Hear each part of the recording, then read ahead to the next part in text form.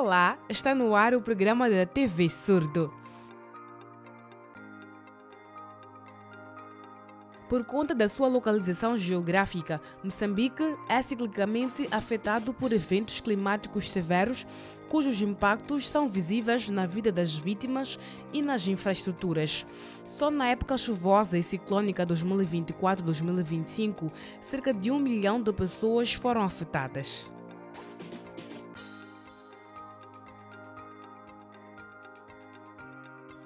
Em situações de eventos extremos, as mulheres, crianças e pessoas com deficiência são os mais afetados. Por isso, o Instituto Nacional de Gestão de Risco de Desastres, INGD, lançou a Estratégia de Gênero e Inclusão Social no contexto de redução de risco de desastres 2024-2030.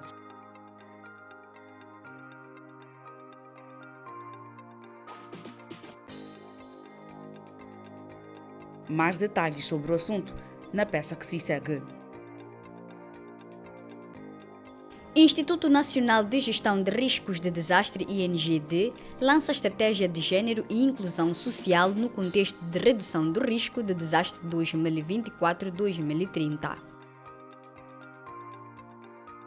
A estratégia tem como objetivo garantir a igualdade de gênero e a inclusão social de todos os segmentos sociais em todas as fases da gestão do risco de desastres naturais em Moçambique.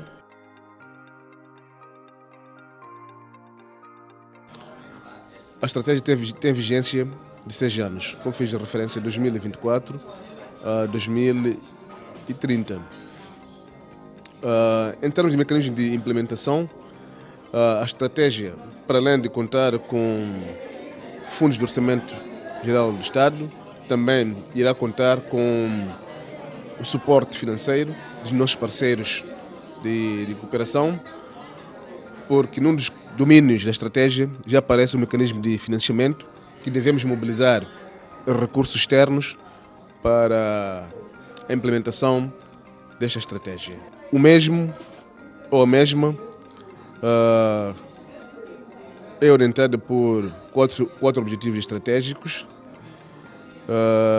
e visa efetivamente criar resiliência para homens e mulheres afetadas por desastres.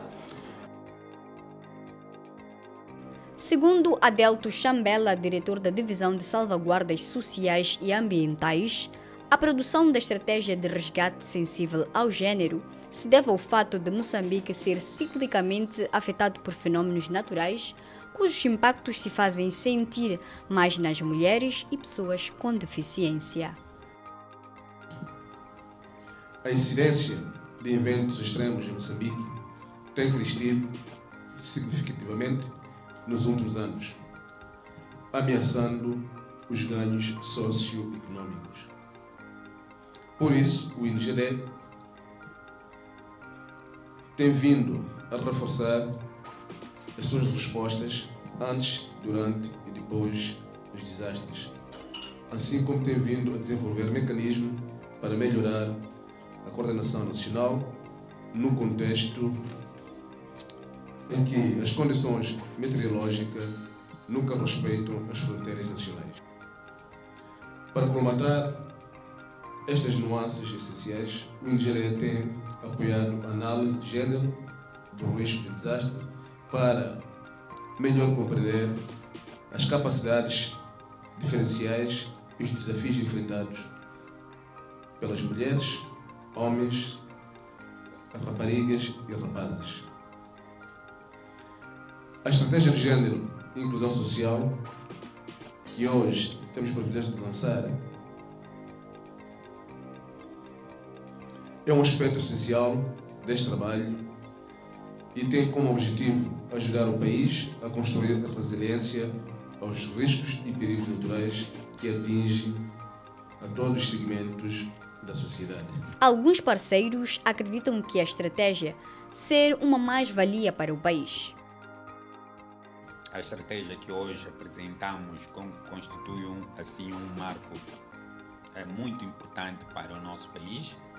Por isso sinto aqui a falta de mais órgãos de comunicação social. Acho que fomos um pouco acanhados em divulgar a estratégia em primeira mão.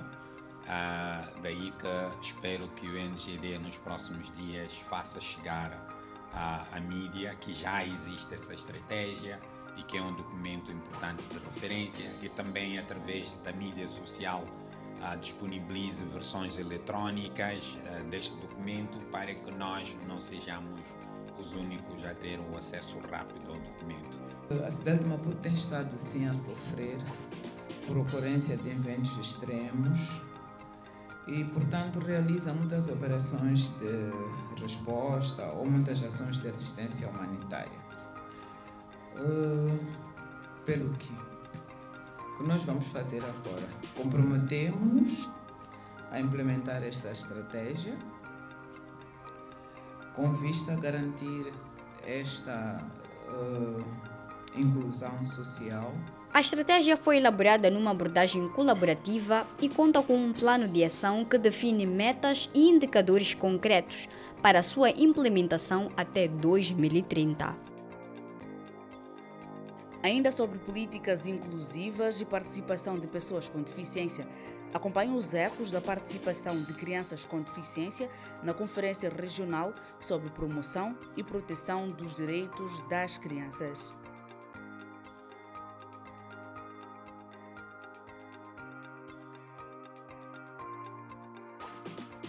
Os participantes do evento são unânimes em afirmar que, não obstante haver avanços no que diz respeito à inclusão de pessoas com deficiência em espaços de tomada de decisão, o acesso à educação ainda continua a ser um grande problema para as crianças com deficiência.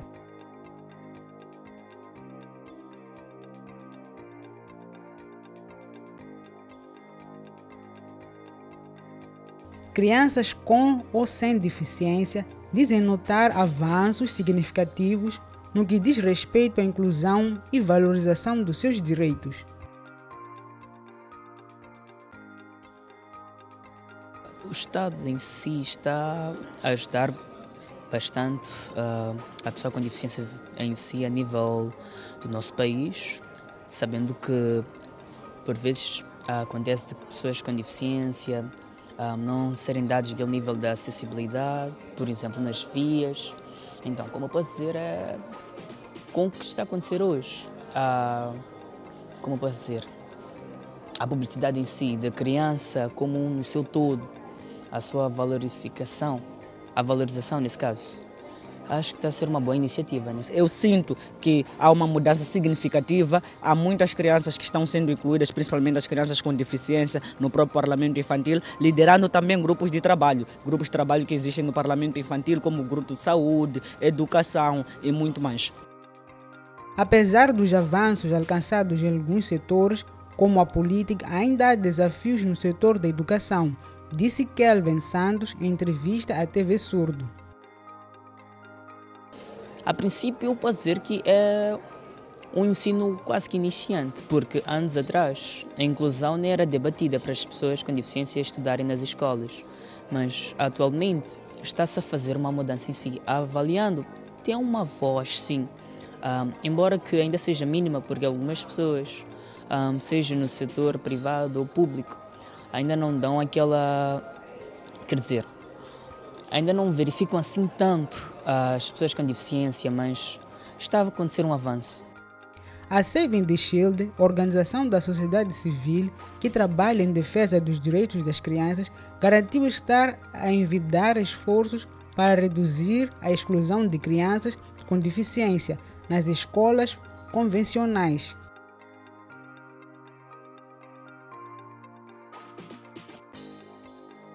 Trabalhamos muito com a FAMOD, que é um dos nossos parceiros, para podermos garantir que nenhuma criança seja deixada atrás. Trabalhamos muito a questão da inclusão da criança com deficiência a nível da escola, trabalhar com a escola para garantir que as escolas sejam acessíveis para as crianças com deficiência, para que elas também tenham o direito à educação. Por isso, defende que mais do que incluir as crianças com deficiência nas escolas, é importante pensar na segurança delas na instituição, pois, com as mudanças climáticas, diversas infraestruturas escolares são destruídas.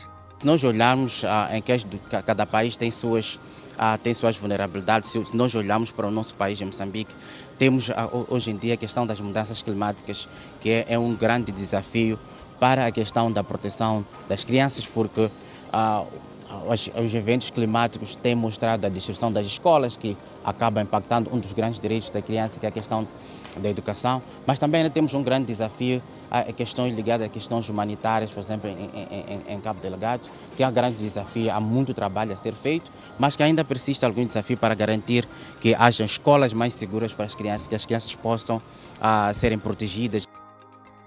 Estas declarações foram feitas durante a Conferência Regional das Instituições Nacionais de Direitos Humanos da África Austral sobre a promoção e proteção dos direitos das crianças, que decorre em Maputo. O segundo bloco do nosso programa está imperdível. Por hora, vamos a uma breve pausa. Não troca de canal, até já.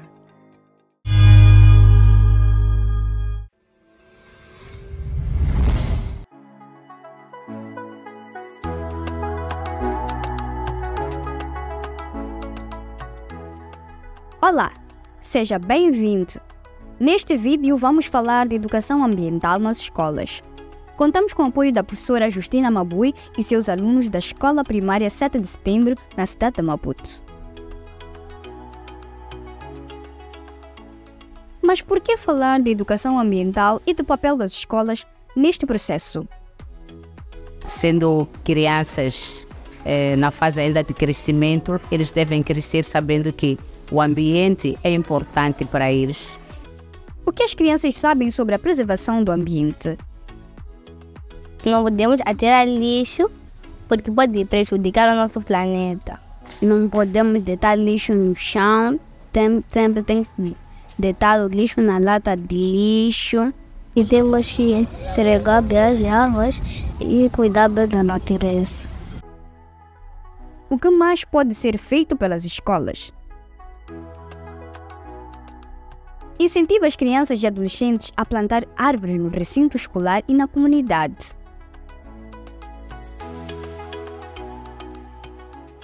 Incentive o uso racional da água. Manter a torneira fechada se não estiver a usar.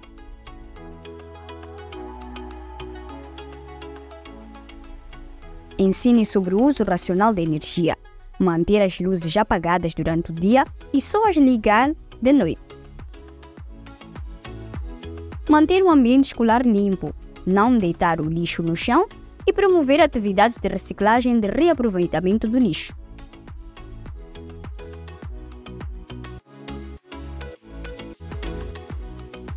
O que mais pode ser feito?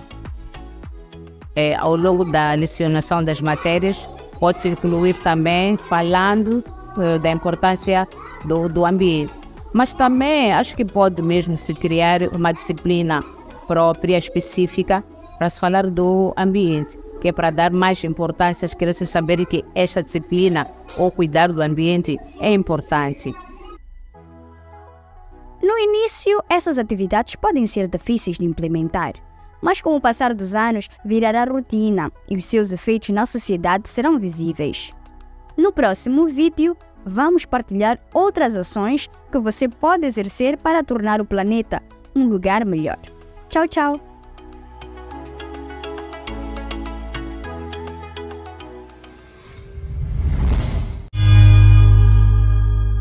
Olá!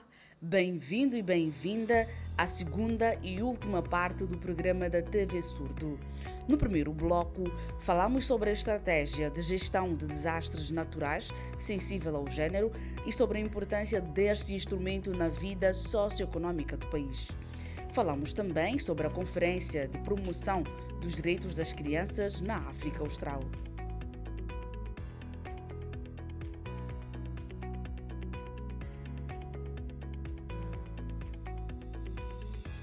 Para começar o segundo bloco, continuamos em Maputo e vamos falar sobre a inclusão de pessoas com deficiência em espaços de tomada de decisão. Nesta senda, a Comissão Técnica do Diálogo Inclusivo, COT, interagiu com o Fórum das Associações de Pessoas com Deficiência, FAMOD, para fazer o levantamento das exigências deste grupo.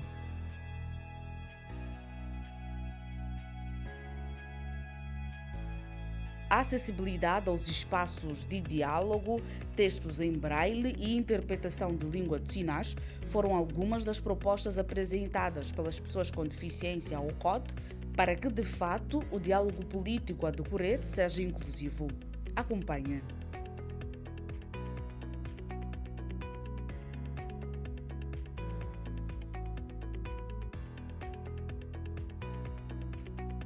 Elas começam exatamente por um lado em que haja leis que sejam cumpridas, a questão do emprego, a questão da inclusão econômica, a questão da educação, nesse caso educação de qualidade, não é?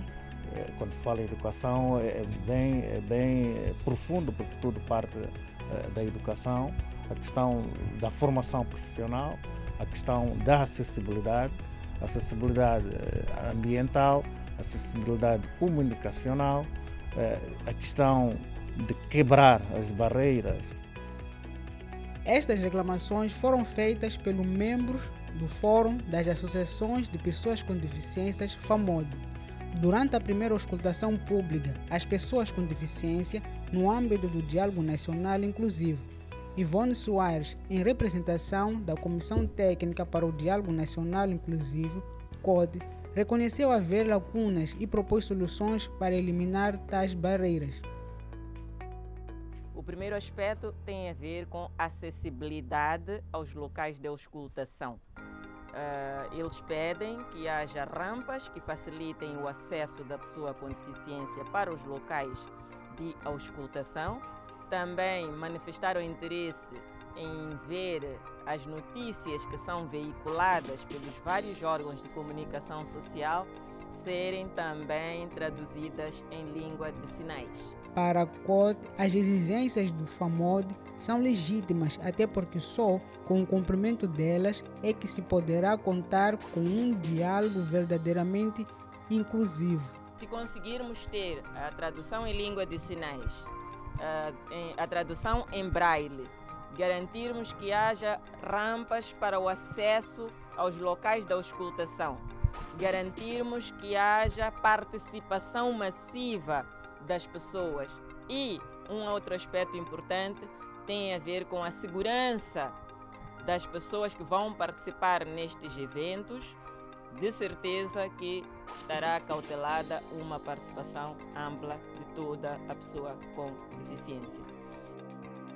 Soares acredita que após as mesas redondas organizadas pelo FAMOD, todas as vozes poderão se ver espelhadas no relatório que esta organização fará chegar ao COT.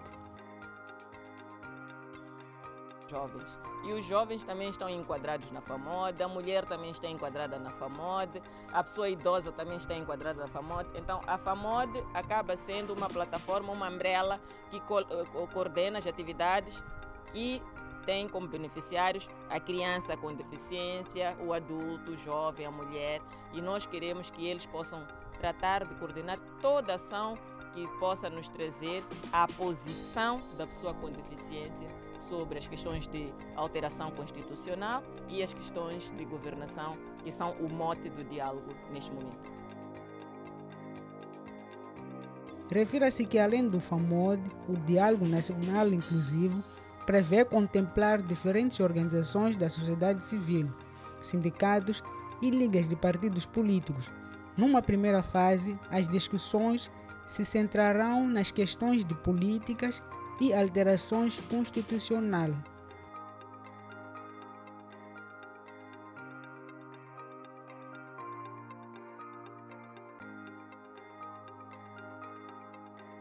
É tão gratificante ver estes avanços todos na vida política das pessoas com deficiência.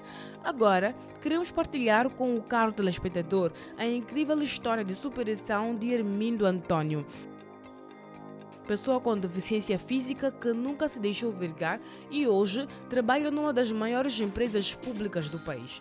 Como conseguiu tal feito?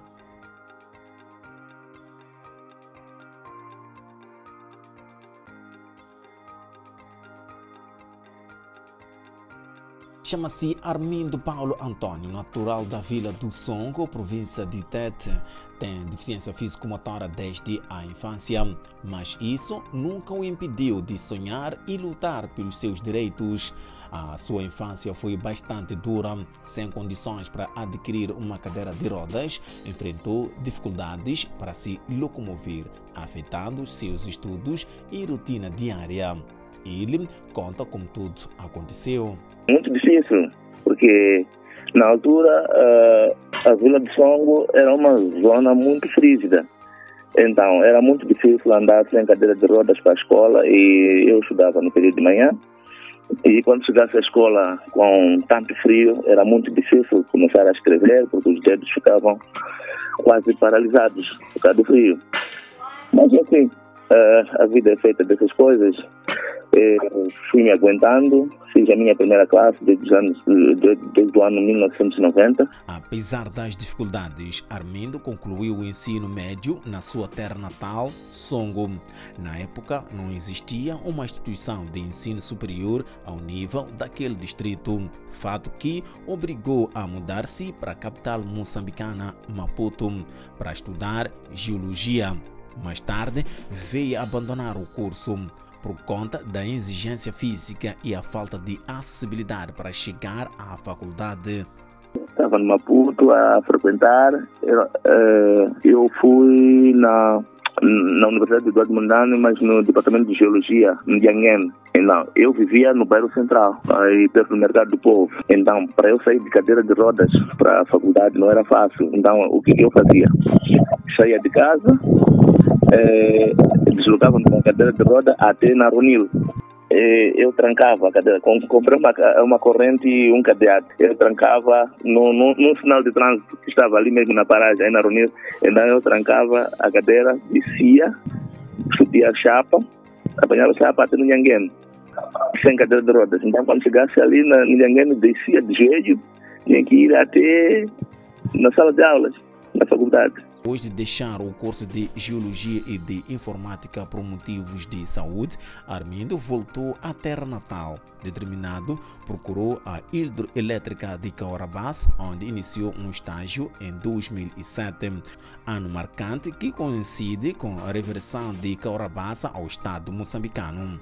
Trabalhei num período probatório com salário durante 1 ano e meio. Após eles verificarem o nível de conhecimento e a prestação do serviço, acabaram me contratando já em 2008 como técnico administrativo na área de oficinas. O que mudou muito é que a empresa Hidroelétrica de Caorabás não é uma empresa de classe baixa, é uma empresa do grupo A, paga os melhores salários, e qualquer pessoa ficaria satisfeita com o salário que a HCD paga. É por isso mesmo que nós dissemos que a HCD é orgulho de Moçambique. Bastante curioso, Armindo faz a manutenção e troca de pneus das suas viaturas individualmente. Eu vou trocar o pneu da caminhoneta. Essa caminhoneta é de 3 toneladas, podes filmar. 3 toneladas. E eu tenho feito manutenção sozinho. Este pneu é novo. Quero substituir este pneu antigo que já está com o piso meio acabado. Vou trocar por este que tem um piso melhor. Então, como esta roda precisa de muito esforço, eu tenho aqui algumas ferramentas que me auxiliam para desmontar. Vamos à aula de Língua de Sinais de Moçambique. Olá! Bem-vinda e bem-vindo a mais uma aula de Língua de Sinais de Moçambique. Já estamos na época chuvosa e ciclónica, por isso, na aula de hoje, vamos aprender sinais relacionados às mudanças climáticas. Vamos a isso!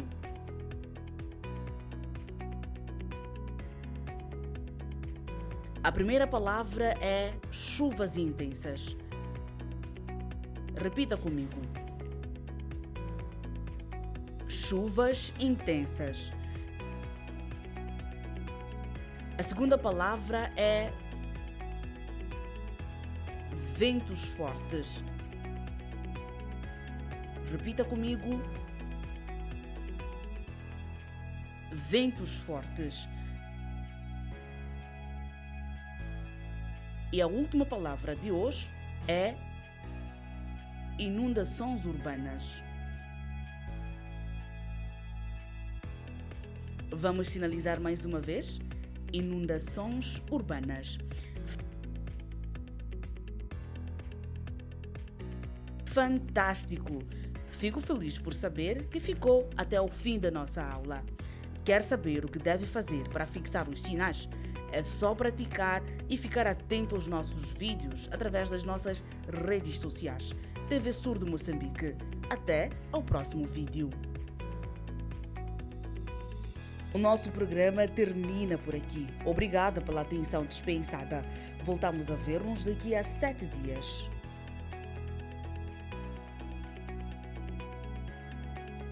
Veja este e outros conteúdos nas nossas redes sociais.